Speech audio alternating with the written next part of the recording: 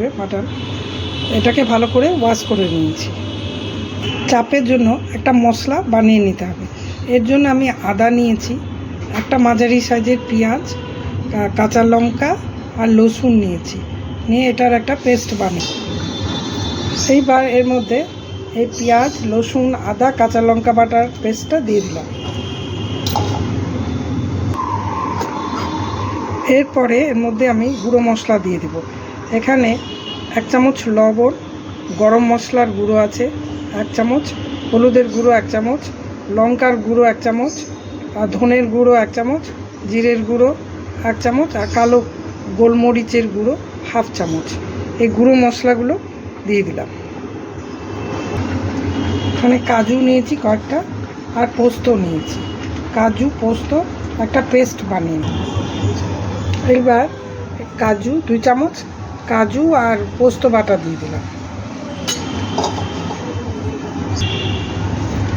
এইবার টক দই দিয়ে দিলাম।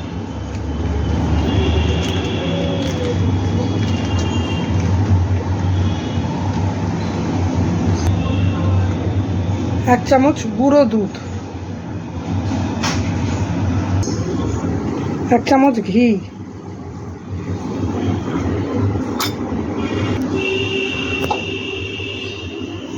কেওড়ার জল 2 চামচ দিয়ে দিলাম। এইবার সমস্ত উপকরণকে দিয়ে হাত দিয়ে খুব ভালো করে মাংসর মধ্যে মেখে মশলাগুলো ঢুকিয়ে দিতে হবে। মাংসর মধ্যে যত ভালোভাবে মাখা যাবে মাংসটা খেতে ততই সুস্বাদু হবে এবং সেন্টটা খুব ভালো বেরোবে।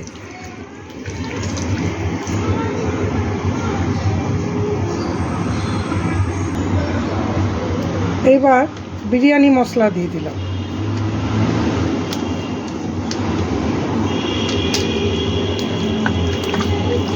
দিয়ে আরও ভালো করে মেখে মেখে মাংসর মধ্যে মশলাগুলো ঢুকিয়ে দিলাম। মাখানো হয়ে গেছে। এবার এটা ম্যারিনেটের জন্য আমি 2 ঘন্টা রেখে দেব। যত ম্যারিনেট করে রাখবো তত মাংসগুলো ভালো করে ভেতরে মশলাগুলো ঢুকবে আর মাংসগুলো সেদ্ধ হবে তাড়াতাড়ি। ম্যারিনেট করা হয়ে গেছে।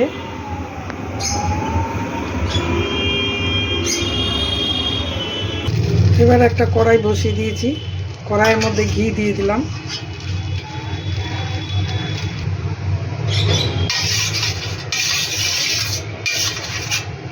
ঘি আর তেলের পরিমাণটা একটু বেশি লাগে চাপে।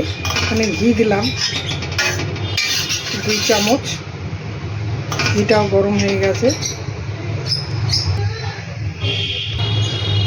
এইবার ম্যারিনেট করে রাখা এই চাপের মাংসগুলো দিয়ে দিলাম।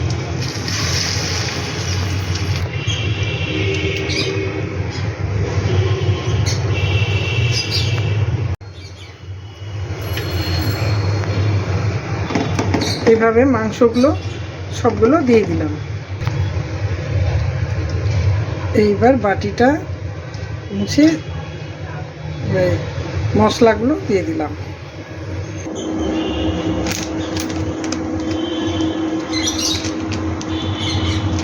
এর মধ্যে বিরিয়ানি মশলা দিয়ে দিলাম 1 চামচ, আর মিঠা আতর 2 ফোঁটা মিঠা আতর। বেশি দিলে তেতো তেতো লাগে। এবার এই জলটাকে এর উপর একটু দিয়ে দিলাম। দেব ঢাকা দিয়ে দিলাম। মিডিয়াম টু লো ফ্লেমে আমি রান্না করব 10 মিনিট।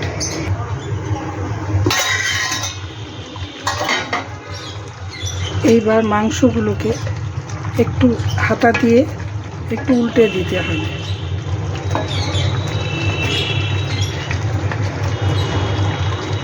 এইভাবে একটু উল্টে পাল্টে দিয়ে দেখতে হবে যে ভালো করে যাতে সেদ্ধটাও হয়ে যায়। তারপরে একটু ঢাকা দিয়ে আরও 2 মিনিট রাখবো। এবার একটু গরম মশলা গুঁড়ো দিয়ে দিলাম। দেখুন বন্ধুরা, তৈরি হয়ে গেল আমার মাটন চাপ।